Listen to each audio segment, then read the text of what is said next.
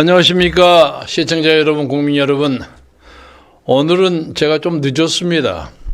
제가 아파트를 바꾸려고 지금 내놓았는데 마침 어느 분이 아파트를 꼭 봐야 되겠다 해서 그거 안내하느라고 좀 늦었습니다. 죄송합니다. 오늘은 여러분에게 예고해 드린 대로 전라남도 순천 근처에 선거 판세, 이걸 가지고 화제를 삼으려고 합니다. 우선 이제 앞으로 이렇게 화제의 중심이 되는 선거구는 가끔 제가 소개하려고 하는데, 전라남도 순천을 맨 먼저 하는 것은 우선 여기가 옛날 제 지역구입니다. 그래서 제가 그 사정에 상당히 박습니다. 그리고 아주 재미있게 됐어요. 당시에는 순천시와 승주군으로 나눠서 제가 맨 처음에 15대에 들어갔을 때는 순천시가 갑구고 승주군이 을구여서, 을구가 이제 조 박사라고 제 스승되고 선배 되신 분이 그쪽을 맡아서 저는 그 분구를 하는데 문제가 없었는데, 요새는 이 분구가 아주 복잡하게 됐습니다. 우선 이 그림 좀 보여주세요. 이걸 보세요. 이 그림을 보시면 아니, 이 그림이 아니고 순천시 선거구. 이거 맞아? 아니, 영광사사 순천시만 나온 거. 오케이. 순천시 갑굴고 나눈 거 아까 있었잖아. 이거야? 오케이, 됐습니다. 승주 쪽이 유권자가 부족해서 광양, 구례곡성에다가 순천의 해령면과 신대지구 아파트가 굉장히 들어섰습니다. 거기를 한 5만 명 정도 유권자를 그 옛날에 순천 을구에다 붙였어요. 조선성 박사 구역에 붙여서 새롭게 선거구를 하나 만들고, 순천 갑구는 옛날 제가 하던 데서 이제 해령과 신대지구가 떨어져 나가서 거기는 한 25만, 그리고 순천 을구는 27만 정도 가까이 됩니다. 그런데 이게 사실은 순천 갑구는 무슨 광양, 곡성, 구례하고 아무 관계가 없는데, 이걸 광역화해서 순천, 광양, 곡성, 구례, 갑 이렇게 붙여서 구례, 을 나눈다는 의미에서 순천 갑에도 광양, 곡성, 구례 이름이 같이 들어간 겁니다. 그래서 사실은 순천 갑은 순천시만 가지고 하는데 좀 떨어진 원래의 순천 갑구입니다. 우선 순천 갑구를 얘기를 하자면, 갑구는 김문수와 손훈모가 더불어민주당의 최종 경선을 붙습니다. 두 사람 사진 보여주세요. 오른쪽이 손훈모 후보고 왼쪽이 김문수 후보, 맞죠? 손훈모는 순천고등학교 나오고 김문수는 효천고등학교 나왔는데, 둘이가 나이가 엇비슷하고 손흥모 후보는 변호사고, 이쪽에 김문수 후보는 이재명 대표에 아주 가까운 측근으로 알려져 있습니다. 그래서 이 경선 결과는 10일부터 3월 10일부터 12일 사이에 붙는데, 그 결과는 예측할 수 없다고 합니다. 제가 방금 확인한 바에 의하면 50대 50 이렇게 많이 봐요. 그런데 이제 특히 손훈모 변호사의 경우에는 순천고등학교 출신들이 최근 몇 번 동안 순고 출신이 전혀 국회의원에 나온 적이 없어서 이번만큼 순천고등학교 전통을 살리자 하는 운동이 좀 벌어지는 것 같고, 이쪽에 효천고등학교는 신흥사립고등학교로 명문입니다. 서울에 좋은 대학도 많이 들어가고, 순고보다 오히려 나았습니다. 순고는 평준화가 돼가지고 요새 좀 지지부진한 형국이라고 그럽니다. 그래서 이 경선은 앞으로 두고 봐야 한다. 그리고 여기에 맞대거리를 하는 국민의힘 후보는 이름은 상당히 잘 알려져 있는 김형석 전 통일부 차관입니다. 얘 순천고등학교 출신인데 저도 잘 압니다. 그런데 이 사람이 이제 국민의힘이 전라남도 현지에서는 상당히 인기가 지지도가 부족하고, 그리고 최근에 왔기 때문에 쫓아가는 형국을 현재로서는 면할 수가 없다. 그런 입장인데 인물은 출중한 사람 중에 하나입니다. 우선 순천 갑구는 그만두고요. 그만하고 이제 오늘 화제를 삼는 순천 을구, 소위 권향엽, 독특한 이름이죠. 이재명 대표에 아주 가까운 사람이고, 특히 이재명 대표의 부인이 김혜영 여사의 수행비서를 했다 해서 측근 중에 측근이다. 이렇게 해서 그냥 거기를 여성 전용 전략구 이렇게 만들어가지고 한번 발표를 했는데 난리 법석이 나가지고 지금 경선을 하도록 되어 있습니다. 이것은 지금 15일부터 17일? 그렇죠? 15일부터 17일 사이에 100% 국민 경선을 합니다. 그런데 원래 이 두 사람이 4년 전에 경선을 한번 했어요.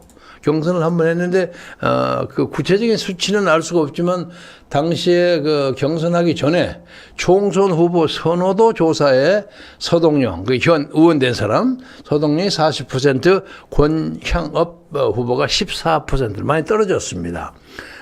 근데 그 후에 이제 서동영 후보는 21대 국회의원을 하게 됐고, 권향엽 후보는 그동안 자기 개인적인 그 스펙을 많이 늘리고 아주 의지의 여인 같아요.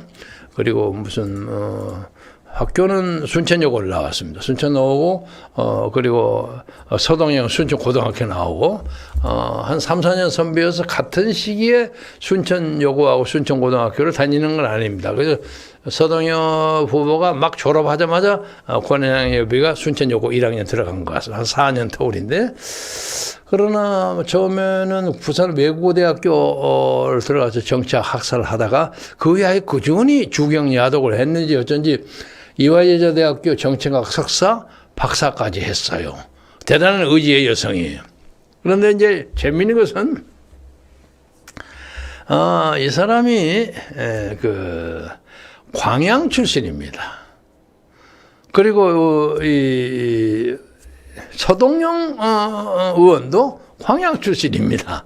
그런데 광양에서도 골약이라는 데입니다. 골약. 골약이라는 것이 뼈골에다가 약자를 비슷하다는 약자 그런 이름을 썼는데, 이름이 큰 배가 대양을 향해서 나간다는 그런 뜻이라고 그럽니다. 그런데 골약이 인물이 많기로 유명합니다. 그래서 광양이요, 광양 얘기를 좀 하자면, 광양의 진산면과 골약면, 그리고 그 다음에 옥룡면, 이 세 지역이 유명합니다, 상당히. 옛날 조선시대에 유명한 암행의사 박문수 의사가 전국을 돌아다니다가 광양에 와서 광양에 딱 백운산도 보면서 여기가 참 사람 살기 좋은 길지구나. 그리고 아주 찬탄을 했다는 그런 기록이 있습니다. 그리고 어느 시점은 잊어먹었습니다. 한 몇십 년 전입니다. 2000년인가 한 정도인데, 전국에 사무관급 이상의 인물이 가장 많이 나온 데가 광양면입니다. 광양군입니다. 광양 사람이 굉장히 끈기가 세고, 제가 아는 어떤 선배 하나는 광양 좋은 놈이 광양중학교 나오고 와서 부산에 가서 부산고등학교 학생회장도 하고 막 1등도 하고 대단한 사람들이에요. 그리고 그 전에 또 어떤 시장, 광양 출신 시장이 부산 시장 하다가 자살한 사람이 있죠. 광양 사람이 부산으로 진출이 또 많습니다. 엄상섭, 조재천으로 해서 아주 깔깔한 사람들이 많은 데인데, 공교롭게 순천 을구 지역구를 광양군 골약면 출신 둘이가 붙어요. 참 재밌어요. 그리고 4년 터울이에요. 하나는 1964년, 하나는 68년이고, 그리고 4년 전에 한번 격돌을 했어요. 격돌을 했는데, 그동안 이제 이 서동영 후보는, 의원은, 저도 오늘 처음 찾아봤는데, 고등학교 후배입니다만은, 그렇게 뼈나게 이름이 있는 사람은 아니지만 굉장히 착실한 사람입니다. 순천고를 나오고 연세대학교를 들어갔는데 뭐 학생운동하다가 한 두어 차례 투옥을 당했어요. 투옥을 기간은 모르겠지만 꽤 했겠죠. 1, 2년 했겠죠. 투옥 당하고 와서 별로 할 일이 없어. 그래서 25살인가 돼서 89년이니까 89년 광양 자기 고향으로 귀향을 해가지고 거기서 자영업을 했어요. 뭐 동서식품 대리인도 하고 뭐 컴퓨터 팔기도 하고 소프트웨어 팔기도 하고 장사가 좀 잘 안 됐던 모양이에요. 그래서 야 이래서는 안 되겠다 해서 나이 36에 그때 결혼을 했는지 안 했는지 모르겠어요. 36에 작심을 하고 사법시험을 준비를 해갖고 3년 만에 39살에 늦게 사법시험에 합격을 한 거예요. 의지의 사람이야. 상당히 조용하고 그래가지고 서울에서 한 10년간 변호사 사무실 하다가 이제 내려와서 광양에서 그 중마시장 건너편에 변호사 사무실 하면서 차분하게 민심을 다스리고 관리하는 데 노력을 하는 그건 조용한 정치인입니다. 한편에 이와 맞서는 이 권향엽이라는 독특한 이름이죠. 그러니까 향기로운 잎사귀라는 이름이니까 굉장히 화려한 잎사귀예요. 활달한 모양이에요. 순천 요거에도 한가락 했다고 그래요. 이 사람은 하여간 뭐 더불어민주당에서 사무국 직원 한 25년 가까이 했다니까. 그리고 그 전에 문재인 시절에는 무슨 비서관도 하고 그 전에는 또 행정관도 하고 자기 그 경력 쌓는데 굉장히 노력을 한 여성 같아요. 그래서 이 만만치 않은 상대야. 그래서 이제 저희가 여성 전용 전략구역으로 만들어서 김혜경이 힘으로 그냥 전략공천됐다는 비판을 줬어 나 그만두고 나 경선하겠어 하고 나왔어요. 그런데 이 재미있는 것이 이름이 향엽이에요. 향단이 이름 같아. 그래서 제가 만들었던 무슨 40 총선 마당극으로 봐서는 이게 춘향전이 한바탕 벌어지는 것 같아요. 이재명은 이도령이라고 한다면 이도령이가 향단이를 자기 고향에 가서 뭐 해라고 내려 보냈어. 보내고서 이 김혜경을 이제 춘향으로 생각한다면 춘향이가 여보 그거 좀 내려 보내시오 하고 내려 보낸 거야. 그래서 하다 보니까 이거 자꾸 걸려. 그리고 이제 서동영이라는 이름은 재밌잖아요. 한자는 그렇지 않지만 동쪽이든 서쪽이든 다 써먹을 수 있는 사람이야. 이 사람이 아니 도대체 내가 무슨 약점이 있다고 나를 컷오프를 하냐. 내가 누구처럼 채용비리에 관계가 됐냐 뭘 했냐. 나는 조용하게 법률가로서 그리고 착실하게 지역을 위해서 노력했는데 내가 도대체 무슨 문제가 있냐 하고 항의를 하니까 아마 이재명이가 좀 몰렸던 모양이에요. 그리고 막 여론이 막 들끓고 하니까 경선하라. 근데 이 경선도 권리당원으로만 경선을 하는 것이 아니라 100% 국민 경선을 합니다.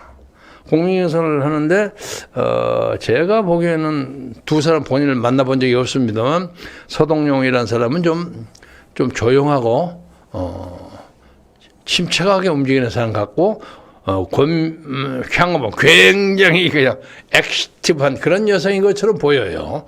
그래서 앞으로 15일, 17일 날 경선할 때가 한 9일 남았습니다.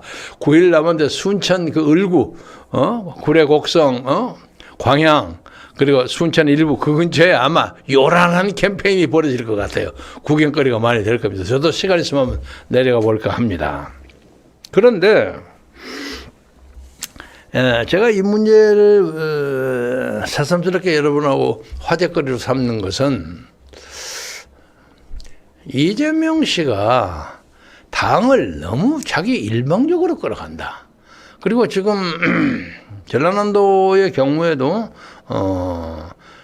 더불어민주당의 지지세가 옛날과 다릅니다. 많이 다릅니다. 많이 다릅니다. 그리고 특히 전남 동부죠. 그러니까 서부가 목포 지역으로 하고요. 전남 동부가 그러니까 경상남도하고 접경지대. 저쪽은 하동 진주와 광양 순천이 접경지대인데 여기는 상당히 자유스러운 정책 풍토가 있습니다. 그래서 한때 여수, 순천, 광양 시장이 전부 다 무소속이었어요. 무소속이었다는 건 뭐냐? 공천을 잘못했다는 거죠. 민주당이 엉뚱한 사람 공천하니까 경쟁하는 사람 A 홧김에 나가서 무소속으로 나간다 해서 무소속이 세 군데 다 한때는 시정을 무소속이 한 경우. 지금도 순천 그리고 광양 다 무소속입니다. 여수도 아마 그렇네요. 여수는 확인 안 해봤습니다.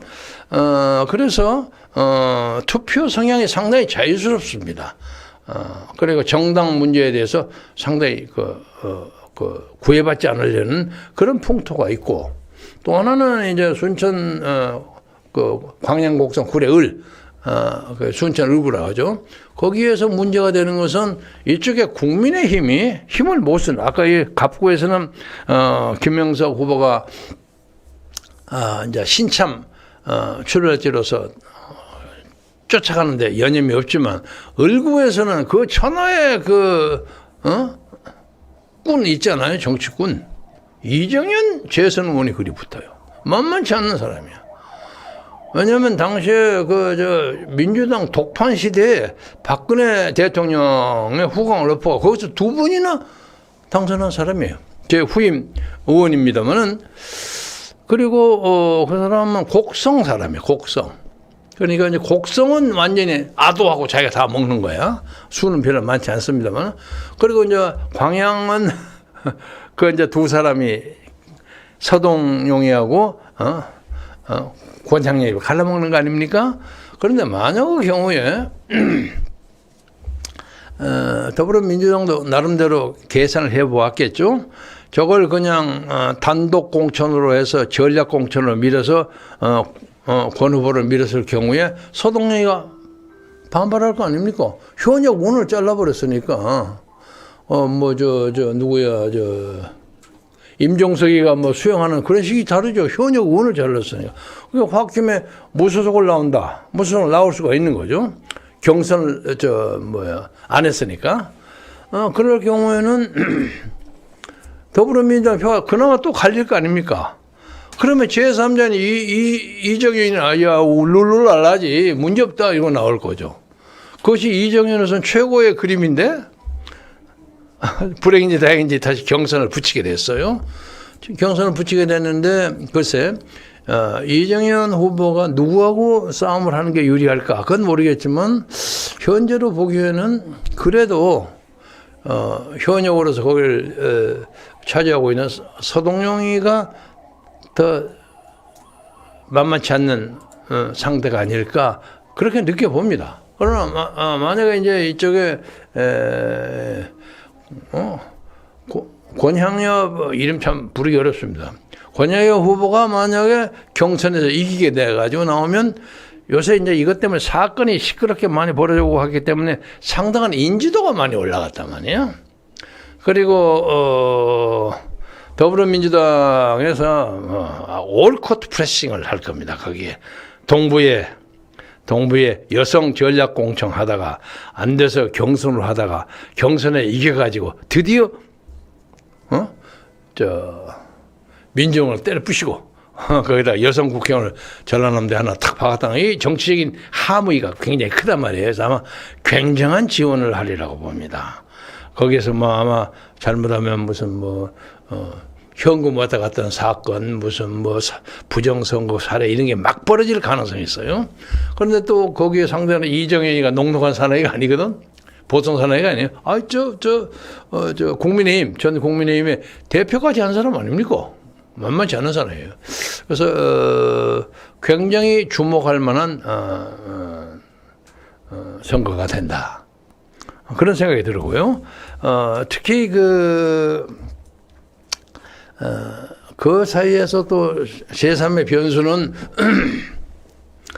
이낙연의 새로운 미래당입니다. 이름이 또 바뀌어질지는 모르지만 거기도 후보를 낼 거 아닙니까? 근데 그 후보가 당선권에 들어가는지 안 들어가는지 그건 모르겠지만 적어도 그 후보가 이재명의 더불어민주당에 소속됐던 당원들이 많이 있을 거 아닙니까? 이것도 또 더불어민주당에게는 상당히 손해적인 감세 요인이 된다. 이것도 분석해 봐야 합니다.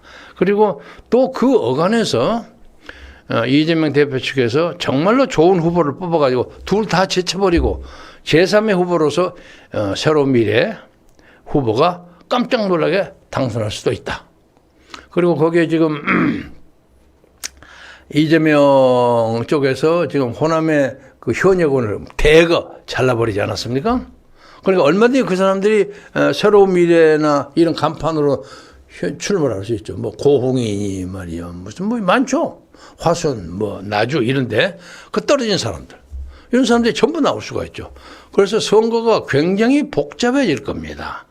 그리고 이낙연 쪽에서는 다른 데는 모르지만은 적어도 전라남도 광주에서는 상당한 교도보를 마련하지 않을까, 그런 전망이 우세합니다. 오늘 현재까지는 아직 뭐 확실치는 않지만 30의원이 나왔고 오늘 홍영표 의원이 탈당한다고 예고했습니다. 그렇지? 아마 지금 탈당 11시쯤 했을 거예요. 뭐야? 이건 다른 거고.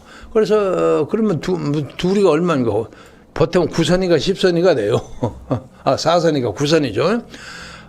거기에다가 두 사람에다 플러스 알파가 몇 사람 붙을 거예요. 특히 전라남도 광주 쪽에서. 그리고 이낙연 대표 스스로가 또 광주에 가서 거기서 교도보를 마련하겠다고 나오면 이낙연 바람이 현재로서는 안철수 바람만큼 올라갈 전망은 그렇게 많지 않지만 그래도 상당 부분을 커버할 거고, 그리고 안철수는 그때도 외부 손님이 와서 한 거야. 그러나 이낙연은 거기에 살던 토박이가 하는 거니까 또 앞으로 남은 한 30일 동안 아주 폭포수와 같은 질풍노도가 벌어질 가능성이 아직은 있다고 보아집니다. 그와 관련해서 그 임종석 전 대표 비서실장, 청와대 비서실장이 며칠 전에 이낙연과 만나가지고 그래 오겠다 하고 약속하고 난 다음에 그 다음날 바꿔줬어요. 그 다음날 바꿔줘서 당의 결정을 존중한다. 그 당 잔류를 선언하고 얘기가 안 되고 잠적해 버렸어요. 그걸 뭐 발표를 했어요. 발표를 했는데 그 사람은 아마 그전에 제가 말씀드렸습니다만 8월 달에 당대표를 노리고 빠진 것 같은 느낌이 들어요. 그런데 그 과정에서 아직 100% 확인은 되지 않았습니다만 그 과정에서 이해찬이를 접촉했다는 증언들이 있습니다. 그래서 이해찬이가 설득해, 그래도 그 지역에서는 상당한 권위가 있는 사람인데 네 그쪽으로 가봤자 꼭 된다는 보증이 어디 있냐. 원래 이 임종석이가 장흥 출신입니다. 전라남도 장흥인데 장흥에 가서 갑작스럽게 해가지고 만약에 거기서 실패라도 하면 그냥 엉망이 되는 거거든. 그러니까 가만히 있다가 좋은 말 할 때 인마 8월 달에 대표 선거에 나와서 그래야만 큰 뜻을 펼 거 아니냐 하고 설득한 것으로 보여요. 그래서 일단 임종석이는 현재로서는 가능성이 없는 걸로 됐습니다. 그런데 제가 보기에는 이낙연에게는 임종석이가 오지 않은 것이 차라리 더 정치적 캠페인을 하는데 더 유리하다고 봅니다. 왜? 더불어민주당 찌꺼리가 와서 뭘 하는 제2의 더불어민주당, 이거 가지고는 캠페인이 잘 안 됩니다. 그래서 새로운 미래를 딱 걸고 당당하게 나와야 되는데, 엊그제 제가 무슨 방송 중에서 이낙연에 대해서 이제 뭐 대선 관심 안 가지겠다 하고 얘기했습니다. 이낙연이가 진정한 의미의 제3신당을 만들면 내가 지원하겠다 했는데 지금 마음은 있는 것 같지만 그것을 할 만큼만 신변 정리가 안 돼 있어요. 그래서 자기가 너무 버거운 거라. 그래서 아이고 네 알아서 적당히 해봐라. 그래서 그냥 손 놓고 구경하는 입장을 취하는데, 아마 그 민주연대라고 붙이는 서른, 그리고 아마 이번에 지금 탈당 선언하고 있는 그 사람까지 해서 적어도 5, 6명 내지 한 7, 8명, 많으면 한 10명 정도의 더불어민주당 탈당 의원들이 막판에는 합류하리라고. 앞으로 한 일주일, 2주일 사이에 상황이 많이 바꿔집니다. 근데 이것이 바람을 확 일으키면 막판에 선거 운동을 본격적으로 시작할 시요. 한 13일 하죠? 그동안 하면 돌풍이 일어날 가능성이 있다. 그리고 이제 이런 문제에 대해서는 상대적으로 오늘 어저께 조국이가 이재명을 만나가 악수하고 뭐 어쩌고 왔다 갔다 했어요. 그래서 저도 이제 개인적으로 참 놀란 것은 야, 조국 팬덤이라는 것이 실체가 있었구나. 그래 조국가 그래서 저렇게 큰 소리로 그 용기 무상하게 콱콱 걸어다니고 그랬구나. 그런 느낌이 들어요. 아니 그 사람들 지지하는 게 나쁘다 좋다 하는 얘기는 이 자리에서 안 하겠습니다만, 아니 조국이가 그런 나름의 어떤 정치인으로서의 매력이 있구나 하는 것은 우리가 객관적으로 인정해야 합니다. 그 사람의 정치적인 과오나 뭐 비리나 이런 문제에 대해서는 얘기할 거 없이. 그래서 아마 이재명이 그걸 무시하지 못했던 모양이에요. 특히 그 호남 지역에서 비례대표 그 지지한다는데 호남 유권자들이 뭐 한 17%가 조국 신당으로 간단 말이에요. 그리고 조국 신당하고 만드니까 중앙선거관에서 노 했단 말이에요. 이름이 근사하잖아요. 이름이 조국 신당은 안 된다. 그래서 거기다가 가운데 혁자를 하나 탁 붙였어요. 조국 혁신당. 그러니까 보면 이름은 조국이고 신당이 가운데 혁을 앞에 높이 세고 이렇게 만들었더라고요. 누가 디자인도 재미있게 했어요. 그 보통 사람이 아니야. 그러니까 조국의 그 가계를 잘 압니다. 조국의 할아버지인가 하면서 창녕조씨인데 할아버지가 2조 말렵에 그 창녕 그쪽에 출신의 그 조정에서 큰 벼슬과 재산을 가지고 있는 환관이 있었어요. 환관. 조씨라는 환관. 그런데 이 양반이 이제 환관이기 때문에 자식이 없죠. 그래서 조국의 할아버지인가 증조 할아버지가 그쪽으로 양자를 갔습니다. 그 가게를 이었어요. 그러니까 굉장히 뭐 머리도 있고 그렇겠죠.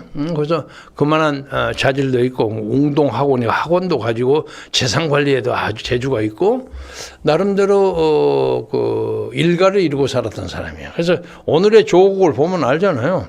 그 가력이 얼만큼 한지. 그래서 저 사람이 만약에 자기 딸 조민희의 뭐 입학 이런 문제 가지고 특별하게 문제가 없었더라면 아마 지금 타의 추종을 불한 더불어민주당의 리더의 한 사람의 위치를 점령하고는 남았으리라 하는 생각이 드는데, 앞으로 그가 지금 옥중에서 또 정당 만든다고 하는 이제 송영길이 소나무당과 같이 둘 다 덩치가 크고 그러잖아요. 더불어민주당의 이재명 이후에 민주당을 어떻게 끌어가는지 구경하는 것이 상당히 재미가 있을 거라고 봅니다.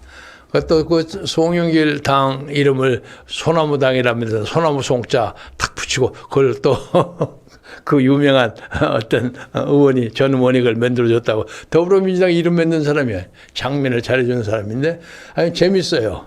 그래서 송영길도 어쩌면 옥중 출마를 해가지고 비례대표에 한두 석 정도를 차지할 가능성이 현실적으로는 생각해 볼 만하다. 이런 느낌이 들어서 하여간 복잡하답니다. 어떻든지 간에 이제 마무리를 좀 하겠습니다. 제가 너무 길게 하지 말라고, 벌써 이렇게 40분이 났나. 30분 했죠? 짧게 하겠습니다. 지난번에 여러분과 세상 읽기 하면서 인쇄날인이라는 네 글자를 제가 마지막 화두로 삼았습니다. 어떻게 도장을 찍는 것을 인쇄를 해갖고 그게 날인의 의미가 있느냐 이거야. 예? 그렇잖아요. 그거 전혀 의미가 없는 거예요. 그게 도장을 어떤 법률 행위를 하는데 확인하고 도장을 찍어주는 것을 인쇄를 해갖고 그걸 이용한다는 그게 말이요, 막걸리요. 말이 안 돼. 이 문제를 왜 이 정부는 우물딱주물딱 하고 있느냐 이거예요. 이거 다시 한번 강조합니다. 이것을 이렇게 어물어물하고 뭐 민생이니 어쩌고 무슨 해봤자 우리 보기에는 다 그것이 표를 얻기엔 딴짓 벌리는 것처럼 보입니다. 구체적으로 선거의 가장 중요한 가운데 도막을 핸들해야 될 거 아닙니까? 에? 그래서 만약 끝끝내 이것을 안 하면 우리는 이 정부의 도덕성 문제에 대해 근본적인 회의를 벌일 수가 없어요. 버릴 수가 없어요. 만약에 이 선거 잘못되면 이건 좀 더불어민주당에서 저지른 일이라 할지라도 이 선거 전반을 잘못 관리한 이 정부에 대해서 비판의 화살이 돌아간다는 것을 알아야 합니다. 이거 꼭 하셔야 합니다. 그래서 저 이재명이는 내가 개인적으로 그 사람이 하여간 보통 사람은 아니라는 얘기를 더러 했습니다만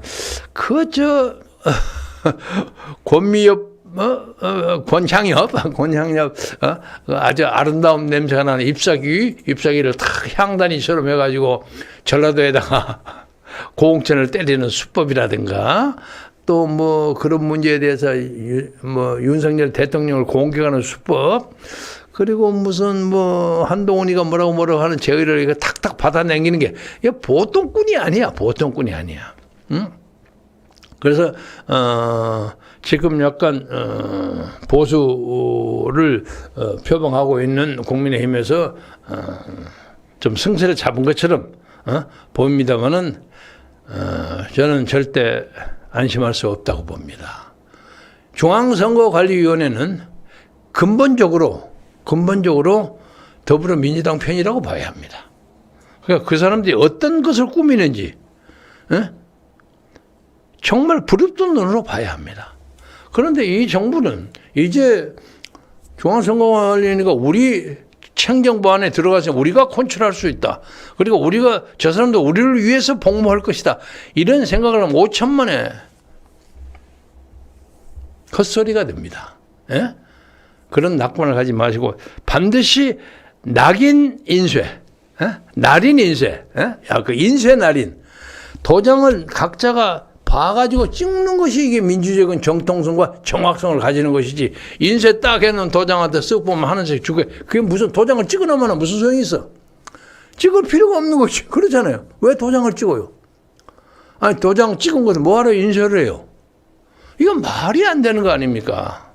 이 문제에 대해서 지금 우리가 내놓고는 얘기를 안 합니다만 선거 기간이기 때문에 이 정부가 절대로 이 불만을 과소평가하면 자기들이 큰 코 다친다는 걸 알아야 합니다. 다시 한번 강조합니다. 다른 무엇을 다 양보하더라도 날인, 도장 찍는 것을 인수해서 하는 것만은 윤석열이가 막아줘야 합니다. 그것을 막지 않는 것은 대통령의 임무를, 고유 임무를 방기하는 거라고 생각합니다. 이 문제에 대해서 책임은 그 어떤 것보다도 그 추궁이 준엄하리라는 것도 각오하시기를 바라면서 다음 금요일 날 뵐 때까지 여러분 건강하고 행복하시기 바랍니다. 봄이 막 싹 도와. 오늘 좀 어제가 경칩이었습니다. 개구락치 개구가 나오고 곤충이 겨울잠에서 깨나는 겁니다. 곤충이 오랜 겨울잠에서 뿌시시하고 일어나는, 개구리와 같이 일어나는 것은 민심도 그렇게 일어나고 있습니다. 절대 민심을 과소평가하지 말기를 바라면서 여러분 건강하고 행복하시길 바랍니다. 감사합니다.